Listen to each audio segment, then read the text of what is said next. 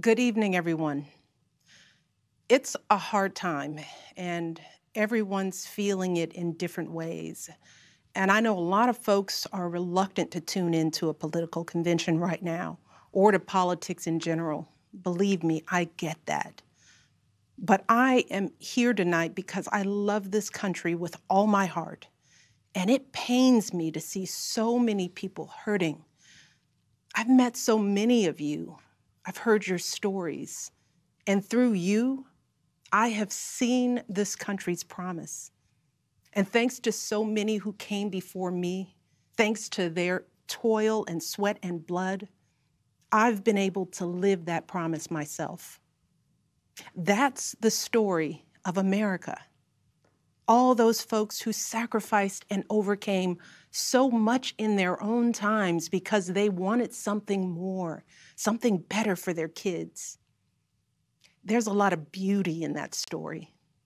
There's a lot of pain in it too. A lot of struggle and injustice and work left to do. And who we choose as our president in this election will determine whether or not we honor that struggle and chip away at that injustice and keep alive the very possibility of finishing that work. I am one of a handful of people living today who have seen firsthand the immense weight and awesome power of the presidency. And let me once again tell you this: the job is hard. It requires clear-headed judgment, a mastery of complex and competing issues, a devotion to facts and history, a moral compass, and an ability to listen, and an abiding belief that each of the 330 million lives in this country has meaning and worth. A president's words have the power to move markets. They can start wars or broker peace. They can summon our better angels or awaken our worst instincts. You simply cannot fake your way through this job. As I've said before, being president doesn't change who you are. It reveals who you are. Well, a presidential election can reveal who we are too. And 4 years ago, too many people chose to believe that their votes didn't matter. Maybe they were fed up.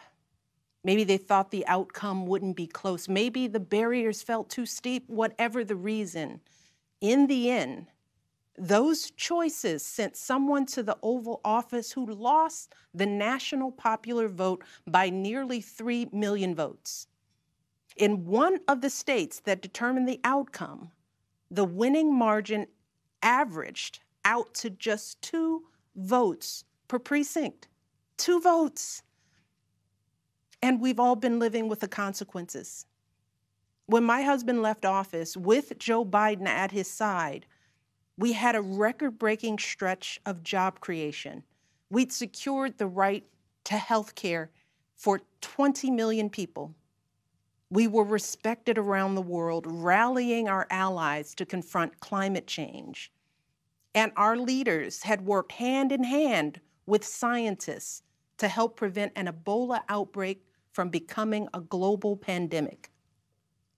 4 years later, the state of this nation is very different. More than 150,000 people have died, and our economy is in shambles because of a virus that this president downplayed for too long. It has left millions of people jobless. Too many have lost their health care. Too many are struggling to take care of basic necessities like food and rent. Too many communities have been left in the lurch to grapple with whether and how to open our schools safely. Internationally, we've turned our back, not just on agreements forged by my husband, but on alliances championed by presidents like Reagan and Eisenhower. And here at home, as George Floyd, Breonna Taylor, and a never-ending list of innocent people of color continue to be murdered, stating the simple fact that a Black life matters is still met with derision from the nation's highest office. Because whenever we look to this White House for some leadership or consolation or any semblance of steadiness, what we get instead is chaos, division, and a total and utter lack of empathy. Empathy. That's something I've been thinking a lot about lately. The ability to walk in someone else's shoes. The recognition that someone else's experience has value too. Most of us practice this without a second thought. If we see someone suffering or struggling, we don't stand in judgment, we reach out. Because there, but for the grace of God, go I. It is not a hard concept to grasp. It's what we teach our children. And like so many of you, Barack and I have tried our best to instill in our girls a strong moral foundation to carry forward the values that our parents and grandparents poured into us. But right now, kids in this country are seeing what happens when we stop requiring empathy of one another. They're looking around wondering if we've been lying to them this whole time about who we are and what we truly value. They see people shouting in grocery stores, unwilling to wear a mask to keep us all safe. They see people calling the police on folks minding their own business just because of the color of their skin.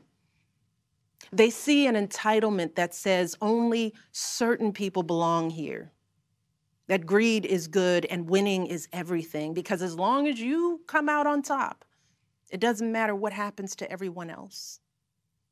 And they see what happens when that lack of empathy is ginned up into outright disdain.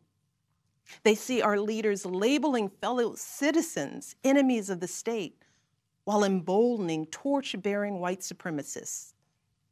They watch in horror as children are torn from their families and thrown into cages, and pepper spray and rubber bullets are used on peaceful protesters for a photo op.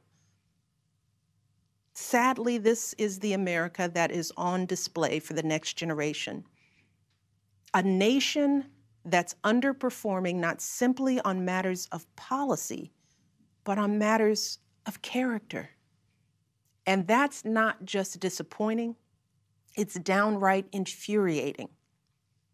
Because I know the goodness and the grace that is out there in households and neighborhoods all across this nation. And I know that regardless of our race, age, religion, or politics, when we close out the noise and the fear and truly open our hearts, we know that what's going on in this country is just not right. This is not who we want to be. So what do we do now? What's our strategy? Over the past 4 years, a lot of people have asked me, when others are going so low, does going high still really work? My answer, going high is the only thing that works. Because when we go low, when we use those same tactics of degrading and dehumanizing others, we just become part of the ugly noise that's drowning out everything else. We degrade ourselves. We degrade the very causes for which we fight. But let's be clear. Going high does not mean putting on a smile and saying nice things when confronted by viciousness and cruelty. Going high means taking the harder path. It means scraping and clawing our way to that mountaintop. Going high means standing fierce against hatred while remembering that we are one nation under God. And if we want to survive, we've got to find a way to live together and work together across our differences. And going high means unlocking the shackles of lies and mistrust with the only thing that can truly set us free, the cold, hard truth. So let me be as honest and clear as I possibly can. Donald Trump is the wrong president for our country. He has had more than enough time to prove that he can do the job, but he is clearly in over his head. He cannot meet this moment. He simply cannot be who we need him to be for us. It is what it is. Now, I understand that my message won't be heard by some people. We live in a nation that is deeply divided, and I am a Black woman speaking at the Democratic Convention. But enough of you know me by now. You know that I tell you exactly what I'm feeling. You know I hate politics, but you also know that I care about this nation. You know how much I care about all of our children. So if you take one thing from my words tonight, it is this. If you think things cannot possibly get worse, trust me, they can and they will if we don't make a change in this election.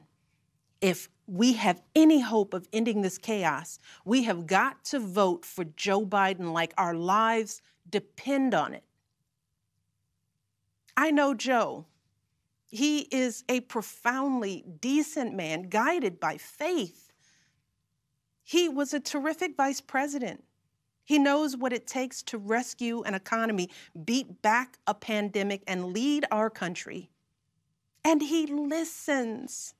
He will tell the truth and trust science. He will make smart plans and manage a good team. And he will govern as someone who's lived a life that the rest of us can recognize.